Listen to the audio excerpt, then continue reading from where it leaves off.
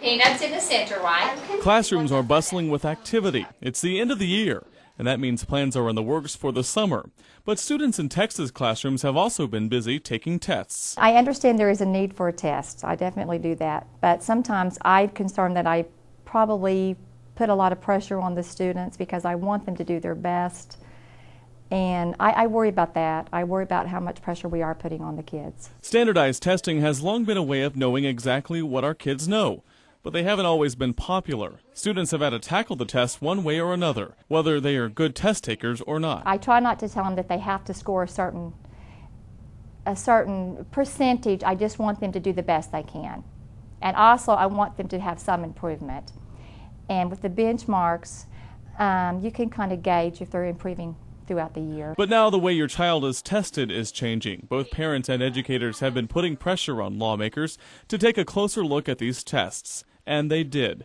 During the 80th legislative session, state lawmakers decided to phase out the Texas Assessment of Knowledge and Skills, or TAKS, and replace them with end-of-course exams starting in 2011. While we have to have standards and we have to make sure that across the state kids are succeeding and reading and doing math, when it solely becomes what appears to be an emphasis on the test or a test, then that kind of changes what traditionally school ought to be about. District 62 House Representative Larry Phillips knows firsthand how tests affect children. All three of my kids took TAKS this year, but also just talking to teachers, talking to administrators, and talking to parents, and saying, and students, And again, we shouldn't be afraid of accountability. We shouldn't be afraid of tests because our districts work hard, our teachers work hard, the parents join together, and we have some great academics going on.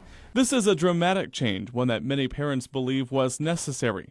Robert Aronson believes instead of putting emphasis on teaching for a test, end-of-course exams will impart less stress on teachers and students. Having a fourth grader and the pressure that they've put on her is, it'll be nice to see that change. Denison ISD testing coordinator Robert Mears says schools still must be accountable for educating students. You have to have a way to measure how our district is doing. But he says the new way of testing will put the focus back on teaching students rather than teaching to a test. If we're teaching the curriculum, if we're doing what we're supposed to be doing in the classroom from day one of school, then we should not have to stop and teach to a test. People aren't concerned so much about the accountability. It's just the focus of the testing that is at the end-all be-all, which I don't think it is.